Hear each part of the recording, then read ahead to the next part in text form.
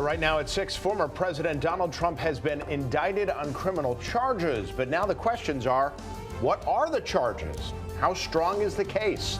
We'll have all of the reaction ahead this morning. Plus, new officers will soon be on patrol in the Elm City. Details on an event happening today that department officials hope will help. Also, the UConn men are going to play in their 6th Final Four tomorrow night in Houston. We're hearing more from fans who are making the trip and one very important Husky who's heading there, too. All local, all morning.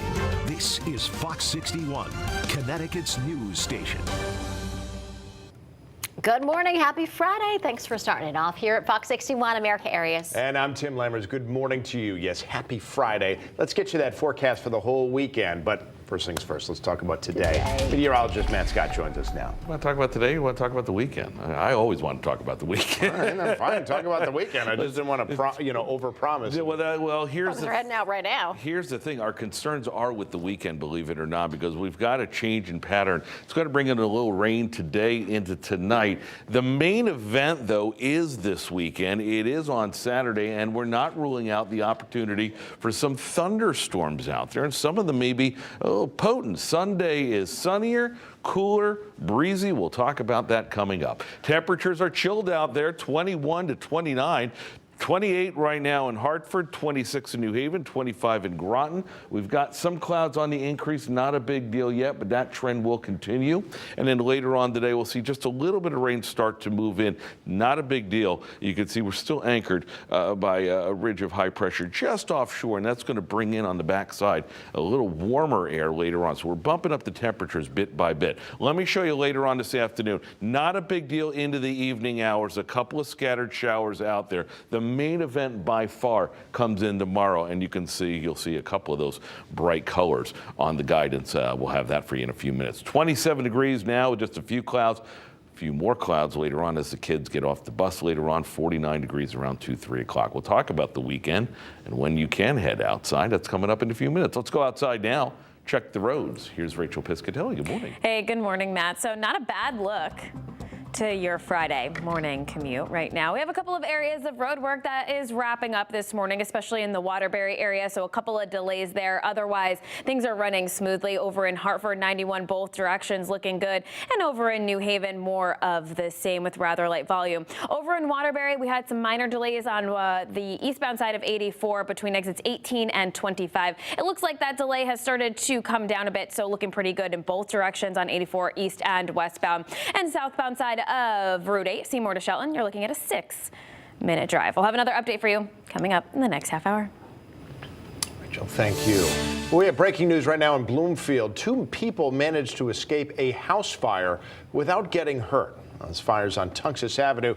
The first call for help came sometime after 4 a.m. Fire crews said the people inside woke up to the flames. The Red Cross is helping them out while investigators are still working to find out how that fire started.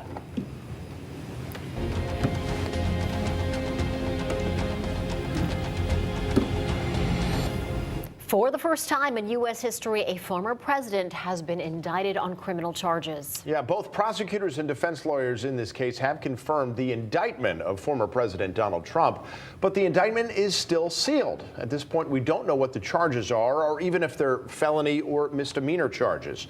Now, we do know it surrounds payments that were made to adult film star Stormy Daniels and possibly a similar payment made to a former Playboy model. Both of them were made by former Trump lawyer Michael Cohen ahead of the 2016 presidential election, and he's since been convicted of crimes related to those payments. They've been called hush money payments, which themselves aren't illegal. Yeah, but the grand jury was deciding whether Trump lied on business documents when reporting money paid back to Cohen as legal expenses. Manhattan District Attorney Alvin Bragg didn't speak to reporters when he left his office last night. A spokesperson says the DA's office contacted Trump's lawyer to, quote, coordinate his surrender for arraignment. Trump is expected to turn himself in to authorities sometime next week.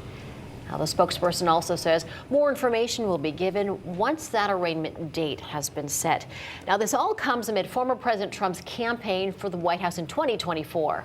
He reacted to the indictment on his campaign's Twitter account, releasing a statement here, saying in part, quote, "This is political persecution and election interference at the highest level in history." He also said, quote, "I believe this witch hunt will backfire massively on Joe Biden." Former Vice President Mike Pence also reacting to the news, saying that the indictment is an outrage. When you have an attorney general in New York and a Manhattan DA that targeted one particular American in their campaigns, I think that offends the notion of the overwhelming majority of the American people who believe in fairness. And President Trump's son, Eric, also speaking out. He tweeted, quote, "This is third world prosecutorial misconduct. It is the opportunistic targeting of a political opponent in a campaign year."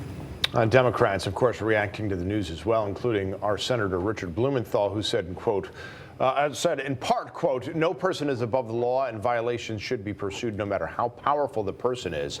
Also, Representative Jahana Hayes released a statement saying, quote, "From what I am reading, we do not know what the charges are or the evidence behind the charges. This is unprecedented, and like everyone in America, I am watching the judicial process play out." And the news of the former president's indictment has also generated a reaction from legal experts. Yeah, Fox 61's Keith McGilvery joins us in studio with the details on that. Yeah, good morning, folks. So this all breaking around dinner time last night, and there are certainly still a lot of questions here. Political and legal scholars saying they're watching this case as it plays out in our legal system. On the judicial side, some interested to see the exact charges, which remain under seal, at least at this point. But based on what we know about the investigation so far, what we're learning, this could be a long haul in a courtroom. You know, they're taking a misdemeanor charge and trying to bootstrap it over to a federal elections charge that was declined. My guess is that there's going to be a lot of time spent in court before they even get to a trial trying to figure out, is this a valid charge? Meantime, political experts interested to see how independent voters will react and the potential impact of the former president's campaign. Will they now swing towards the Democrats, or will they stay in place, or will some of them decide that they really want Donald Trump? And this process could take a considerable amount of time, even while Trump will continue his run for the presidency during a really critical part of the nomination process. Okay, so now a reminder for folks at home. An indictment is just a finding of probable cause and is not a conviction, far from a conviction at this point. Meanwhile, the details of the indictment of former President Trump expected to be made public over the course of the next couple of days. A reminder, you can stay with Fox 61 for continuing coverage into the indictment against former President Trump. You can always get the latest on air, online, and the Fox 61 News app, scanning that QR code you see right there on your screen. As this unfolds, we will continue to follow it every step of the way. In the studio this morning, I'm Keith McGilvery, Fox 61, Connecticut's news station. Tim and Erica, back to you. All right, Keith, thanks so much. Well, the New Haven Police Department is swearing in 6 new recruits today. This is an attempt to face an officer shortage that's been building there for years. Fox 61's Brooke Griffin is live in New Haven with how leaders say this is a step towards progress. Brooke. Well, New Haven police say that they've been knocking on doors and setting up at job fairs to try to gain interest in their department. This all coming just because they've had a crippling officer shortage over the past couple of years, they say really since 2020. But this morning, 6 people will be sworn in as recruits for the New Haven Police Department. Their first task being to start at the Hartford Police Academy. The program will take roughly 6 months to complete, but upon graduation, they will be then sworn in to the New Haven Department as officers. But they'll still need to participate in field training as well. New Haven Police Chief Carl Jacobson says these recruits are a welcome addition as they try to fill the many vacancies within their department. Back in September, the chief said they were about 80 people short as compared to the amount of positions they had budgeted for, making many current officers have to work overtime to fill that gap. The chief said in September efforts have been made to get people into their department by way of incentives. We're going to have like an open enrollment type program We've provided $10,000 for lateral officers. I mean, things that have never been done before. And the chief says one really interesting thing about these 6 recruits is that many of them are from New Haven. They say their goal is to have a department that's made up of officers that are from here or have lived here for many years. And this is another step towards that as well. We'll have the full story on this swearing in later today. Live in New Haven, Brooke Griffin, Fox 61, Connecticut's news station.